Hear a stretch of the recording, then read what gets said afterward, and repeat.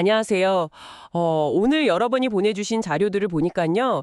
이게 현재 대한민국 정치의 가장 뜨거운, 뭐랄까, 세 가지 뇌관을 딱 정면으로 다루고 있네요. 한쪽에서는 전직 대통령이 국가의 존립을 흔들었다. 이런 혐의로 법정 최고형을 마주하고 있고요.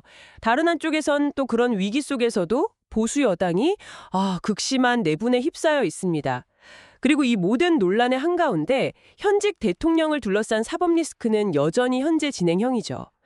이번 시간을 통해 저희가 하려는 건 이 복잡하게 얽힌 실타래를 하나씩 좀 풀어보는 거예요.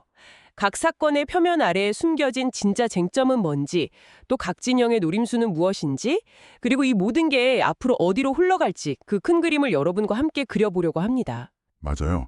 이게 되게 중요한 포인트인데요. 이 세 가지 사안이 겉보기엔 각각 그냥 다른 사건처럼 보이지만 사실은 하나의 거대한 뿌리에서 뻗어나온 가지들이라고 볼 수 있어요. 바로 사법 시스템의 정치 도구화 현상이죠. 법의 이름으로 상대 진영을 정치적으로 무력화하려는 시도가 노골화되면서 이제는 법정 자체가 가장 치열한 정치 투쟁의 장이 되어버린 상황이에요. 사법 시스템이 정치 투쟁의 도구가 됐다. 그 말씀이시군요. 좋습니다. 그 관점을 가지고 가장 극적인 장면부터 한번 시작해보죠. 윤석열 전 대통령이 내란 수괴라는 정말 현대사에서 보기 드문 혐의로 법정에 선 사건입니다. 핵심 혐의는 내란 수괴, 말 그대로 내란의 우두머리라는 뜻이죠. 검찰은 사형이나 무기징역을 구형할 거라는 예측이 지배적인데요. 여기서 정말 아이러니한 상황이 펼쳐져요. 자료를 보니까 오히려 좌파 진영 내부에서 사형을 구형하면 안 된다 이런 목소리가 나왔다는 거예요. 그게 윤 전 대통령을 보수 진영의 순교자나 영웅으로 만들어서 오히려 지지층을 더 단단하게 묶어주는 그런 역효과를 낼 수 있다는 아주 전략적인 우려죠. 바로 그 지점이 이 재판의 본질을 보여주는 거예요. 이건 단순히 유죄냐 무죄냐를 가리는 법적 공방이 아닌 거죠. 재판 결과와 상관없이 이 재판 과정 자체가 흩어져 있던 자유우파 진영을 정치 탄압이라는 그 서사 아래 하나로 뭉치게 만드는 강력한 자석이 되고 있는 셈이에요. 그렇군요. 재판이 오히려 정치적 구심점이 되고 있다니 그럼 변호인단의 방어 논리를 좀 더 깊게 들여다볼 필요가 있겠네요. 자료들을 종합해보니 크게 세 가지 전략이 보이는데 첫 번째가 통치행위론이더라고요. 이게 쉽게 말해서 대통령이 나라를 다스리면서 내린 고도의 정치적 결정이라 사법부가 왈가왈부할 사안이 아니다라는 논리 맞죠? 정확해요. 일종의 방어막을 치는 전략이에요. 법리 다툼에 들어가기 전에 이건 애초에 당신들이 판단할 수 있는 영역의 문제가 아니다라고 선을 끊는 거죠. 과거 노무현 전 대통령의 이라크 파병 결정이나 박근혜 전 대통령의 개성공단 폐쇄 같은 사례들을 끌어들이는 것도 다 같은 맥락이에요. 심지어 미국에서 대선 결과 전복 시도 혐의로 기소됐던 트럼프 전 대통령의 면책 특권 주장까지 인용하면서 이건 사법이 아닌 정치의 영역이라고 계속 강조하고 있는 겁니다. 그리고 두 번째 전략은 아예 이 재판의 출발점, 그러니까 수사 자체의 정당성을 공격하더군요. 이 사건을 수사했던 곳이 공수처, 즉 고위공직자범 수사처인데 변호인단 주장은 이거예요. 공수처는 법적으로 내란죄를 수사할 권한 자체가 없다. 그러니 거기서 나온 모든 증거는 불법이고 무효다라는 아주 근본적인 문제 제기인 거죠. 그게 만약 법원에서 받아들여지면 사실상 게임이 끝나버리는 굉장히 강력한 카드예요. 독수독과의 원칙이라고 하죠.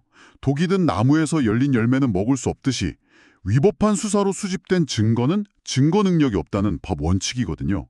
변호인단은 이 재판의 뚜리 자체를 흔들려고 하는 겁니다. 이야, 정말 재판의 판을 뒤엎을 수 있는 주장이네요. 그런데 마지막 세 번째 주장은 정말 뜻밖이었어요. 갑자기 법정에서 갈릴레이와 케플러를 언급하더라고요. 자신들이 지동설을 주장한 소수고 당시 다수 의석을 가졌던 민주당의 입법 권력은 천동설을 믿었던 다수의 폭정이었다는 건데 법정에서 이런 역사적 비유까지 나오는 건 좀처럼 보기 힘든 장면 같아요. 그게 바로 이 재판의 성격을 명확히 보여주는 장면이에요. 우리는 법을 어긴 게 아니라 잘못된 다수의 폭정에 맞서 진실을 외친 것이라는 프레임을 만들려는 시도죠. 여기서 한 발 더 나아가 히틀러나 무솔리니처럼 합법적인 다수의 지지를 얻어서 민주주의를 파괴했던 독재자들까지 언급해요. 이건 현 집권 세력을 그 독재자들에 빗대면서 이 재판이 단순 법정 공방이 아니라 진정한 민주주의란 무엇인가를 묻는 이념투쟁의 장이라는 걸 선포하는 것과 같아요. 그러니까 법정에서 법리 다툼을 하는 게 아니라 민주주의란 무엇인가? 라는 더 큰 질문으로 판을 바꾸려는 시도. 전문가님께서 처음에 말씀하신 사법 시스템의 정치 도구화가 바로 이런 모습이군요. 맞습니다. 법의 언어가 아닌 정치와 역사의 언어로 싸우고 있는 거죠. 그런데 재판을 통해 보수층이 결집하고 있다니 참 아이러니하네요. 왜냐하면 바로 그 보수정당, 국민의힘 내부는 지금 그 어느 때보다 심각한 내분으로 흔들리고 있거든요. 외부의 위협 앞에서는 똘똘 뭉쳐야 할 텐데 말이죠. 그 내분의 중심에 한동훈 전 비상대책위원장이 있고요. 논란의 핵심, 자료에 따르면 당원 게시판 여론조작 의혹이네요. 당원감사위원회 조사 결과가 꽤 충격적인데요. 한 전 위원장 본인과 부인, 딸, 심지어 장인, 장모, 어머니까지 동원돼서 여러 개의 IP 주소로 당원 게시판에 접속해 대통령 부부나 당내 경쟁자들을 비방하는 글을 조직적으로 올렸다. 이런 혐의예요. 이게 사실이라면 정말 심각한 문제인데 한 전 위원장은 최근에 TV 프로그램 녹화 중에 이 질문이 나오자 거세게 항의해서 녹화가 중단되는 일까지 있었다고요. 네, 이 문제를 어떻게 처리하느냐를 두고 당이 완전히 두 쪽으로 갈라졌어요. 한쪽은 당의 원로들, 즉 상임고문단이 중심이 된 통합론이에요. 이분들의 논리는 아주 현실적이에요. 한동훈처럼 대중적 인기가 높은 사람을 지금 쳐내면 다가오는 지방선거, 특히 서울시장 선거에서 무조건 진다. 서울시장 뺏기면 당은 그냥 간판 내려야 한다. 이런 위기감이죠. 일단 선거에서 이기는 게 중요하니 웬만한 흠은 좀 덮고 가자. 이런 거군요. 그럼 반대쪽 입장은 뭔가요? 장동혁 대표를 중심으로 한 현 지도부는 원칙론으로 맞서고 있어요. 정권을 무너뜨릴 뻔한 이런 중대 범죄 의혹을 그냥 덮고 갈 수는 없다. 선거 승리보다 무너진 당의 원칙과 기강을 바로 세우는 게 먼저다. 라는 입장인 거죠. 심지어 박민영 대변인은 상임고문단을 향해서 평균 연령 91세 고문님들의 성토는 시대착오적인 아집일 뿐이라며 아주 강하게 비판하기도 했어요. 세대 갈등 양상까지 보이는 거죠. 이야, 평균 연령 91세의 시대착오적 아집이라니 표현이 정말 세네요. 이건 단순한 권력 다툼을 넘어서는 것 같은데요. 맞아요. 이 갈등은 누가 당권을 잡느냐의 문제를 넘어 보수 정당의 정체성을 둘러싼 근본적인 노선 투쟁이라고 봐야 해요. 대중적 인기를 앞세워서 어떻게든 선거에서 이기는 게 우선이냐, 아니면 지더라도 당의 원칙과 가치를 지켜서 정체성을 바로 세우는 게 먼저냐. 지금 국민의힘은 이 중대한 선택의 기로에 서 있는 겁니다. 결국 윤 전 대통령 측에서 느끼는 가장 큰 불만은 왜 우리만 법의 심판을 받느냐는 거겠군요. 이 지점이 바로 현직 이재명 대통령을 둘러싼 사법적 형평성 논란으로 자연스럽게 이어지는 것 같습니다. 윤 전 대통령 변호인단이 재판 내내 이 문제를 제기하고 있죠. 그들의 주장을 한 문장으로 요약하면 이거예요. 대통령 재임 중 행위인 비상계엄 선포는 이렇게 혹독한 사법 심판을 받는데 왜 이재명 대통령이 대통령 되기 전부터 받던 5가지 주요 형사재판은 대통령에겐 기소되지 않을 특권, 즉 불소추 특권이 있다는 이유로 전부 멈춰버렸는가? 이 이중잣대 비판은 사법부가 정치적 유불리에 따라 고무줄 잣대를 들이대는 것 아니냐는 아주 근본적인 불신을 낳고 있어요. 네, 헌법상 대통령은 내란이나 외환에 절해줘야 하고는 재임 중 형사상 소출을 받지 않게 되어 있죠. 대통령이 국정 운영에 전념할 수 있도록 보장하기 위한 조항인데요. 문제는 이 조항을 대통령 취임 전에 이미 시작된 재판까지 적용하는 게 맞느냐는 논란이 계속되고 있다는 점이에요. 이 부분이 바로 법조계에서도 의견이 갈리는 지점이고 정치적으로는 방탄용이라는 비판을 받는 이유죠. 그런 상황에서 이 대통령이 과거에 연루됐던 다른 사건들에 대한 의혹도 다시 불거지고 있네요. 대표적인 게 바로 쌍방울 대북 송금 사건 수사 과정에서 나왔다는 연어술 파티 회유 의혹입니다. 검찰이 이화영 전 부지사의 진술을 바꾸려고 조사실에서 연어회에 술까지 차려주면서 회유했다는 주장이잖아요. 이게 왜 이렇게까지 논란이 되는 건가요? 검찰 조사실에서 피의자에게 술과 외부 음식을 제공한다는 건 상상하기 어려운 일이기 때문이에요. 그 자체로 수사 절차의 공정성과 신뢰도를 뿌리부터 흔드는 주장이죠. 만약 사실이라면 검찰이 원하는 진술을 얻어내기 위해 불법적인 회유를 했다는 뜻이니까요. 이건 수사가 아니라 진술 조작이 되는 겁니다. 그런데 이 의혹의 핵심 당사자로 지목됐던 당시 수사검사 박상용 검사는 이게 완전히 조작된 이야기라고 정면으로 반박하고 있더라고요. 네, 박 검사의 주장은 더 복잡해요. 그는 이 의혹 자체가 이재명 대통령을 겨냥한 대북송금 사건의 본질을 흐리기 위한 거대한 조작극이라고 주장하고 있어요. 그러면서 상급 수사기관이 정작 자신에 대한 조사는 제대로 하지 않으면서 엉뚱하게 다른 쌍방울 관계자들을 별건 혐의인 횡령 등으로 압박하고 있다는 거예요.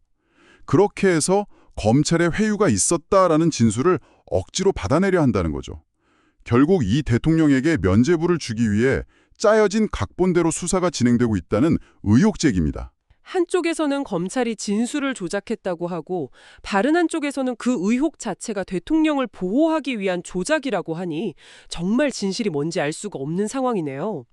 이런 불신이 깊어지는 상황에서 현 정부와 여당이 법 왜곡죄라는 걸 만들려고 하는 움직임도 있다고요. 이건 또 뭔가요? 말 그대로 판사나 검사가 법을 자의적으로 왜곡해서 적용하면 형사 처벌하자는 법안이에요.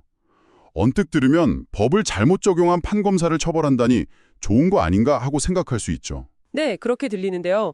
그런데 이석현 국민통합위원장 같은 원로법조에는 이걸 두고 문명국의 수치라고까지 표현했더라고요. 왜 이렇게까지 강하게 비판하는 거죠? 사법부의 독립성을 침해할 수 있는 매우 위험한 발상이기 때문이에요. 판사는 법과 양심에 따라 독립적으로 판결을 내려야 하는데 만약 판결 결과가 마음에 들지 않는다고 해서 여당이나 지지자들이 이건 법 왜곡이다 라며 판사를 처벌하려 든다면 어떻게 될까요? 앞으로 어떤 판사도 정권의 눈치를 보지 않고 소신껏 판결을 내리기 어려워질 겁니다. 결국 사법부를 길들이고 통제하려는 수단으로 악용될 소지가 매우 크다는 거죠. 이것이야말로 사법 시스템을 정치의 하위 도구로 만들려는 시도의 정점이라고 볼 수 있어요. 지금까지의 이야기를 쭉 정리해보면 전직 대통령의 재판, 여당의 내분, 그리고 현직 대통령을 둘러싼 논란까지 이 세 가지 위기가 각각 따로 노는 게 아니라 법치주의의 위기라는 하나의 현상을 각기 다른 측면에서 보여주고 있는 거군요. 그렇습니다. 판결의 정당성이 법리가 아니라 우리 편에 유리한가 불리한가라는 정치적 잣대로 평가받고 수사기관은 정권의 눈치를 보며 수사의 강도와 방향을 조절한다는 의심을 받는 상황. 이게 바로 민주주의의 근간인 법치주의가 뿌리째 흔들리고 있다는 증거예요. 결국 법의 지배, rule of law가 아니라 힘의 논리, rule of force가 모든 것을 좌우하는 현실이 되어가고 있는 거죠. 정말 심각한 진단이네요. 자, 그럼 마지막으로 여러분께 생각해 볼 만한 질문을 하나 던져드리면서 마무리할까 합니다. 일부 분석가들은 지금 우리가 목격하고 있는 이 극심한 국내 정치 갈등을 단순히 내부 문제로만 보지 않고 훨씬 더 큰 국제 정세의 변화와 연결해서 보고 있더라고요. 네, 좀 SF 소설처럼 들릴 수도 있는데 바로 이란 정권의 붕괴 가능성과 한반도를 연결하는 시나리오예요. 상당히 흥미로운 분석이라 한번 소개해 드릴게요. 이란과 한반도라니 정말 상상하기 어려운 연결고리인데요. 어떤 논리인가요? 이란의 이슬람 독재 체제가 내부의 분노와 저항으로 붕괴 직전이라는 관측이 나오고 있어요. 히잡 시위 이후로 민심 이반이 심각하다는 거죠. 둘째, 이란의 붕괴가 왜 중요하냐? 이란의 대륙간 탄도미사일, ICBM 기술을 제공한 핵심 배후가 바로 북한이기 때문이에요. 즉, 이란은 북한의 가장 중요한 불법 무기거래 고객이자 기술 실험장이었던 셈이죠. 따라서 이란 독재체제가 무너지면 그 원인 제공자이자 파트너였던 북한이 국제사회의 다음 목표가 될 수 있다는 분석입니다. 아, 그러니까 이란이 무너지면 그 불똥이 북한으로 튈 수 있다는 거군요. 그럼 마지막 단계는 뭔가요? 바로 그 지점이 한국 정치와 연결되는 부분이에요. 북한 체제가 외부의 압박으로 심각하게 흔들리게 되면 그동안 친북 친중 성향이라는 비판을 받아왔던 현 대한민국 정부 역시 엄청난 정치적 타격을 입을 수밖에 없다는 분석이죠. 국내의 정치적 기반 자체가 흔들릴 수 있다는 겁니다. 지금 우리가 목격하고 있는 이 극심한 정치적 대립과 사법 시스템의 붕괴가 단순히 우리 내부의 문제일까요? 아니면 저 멀리 이란에서 시작될지도 모르는 거대한 지정학적 도미노의 일부일까요? 여러분께서 직접 판단해 보실 문제입니다.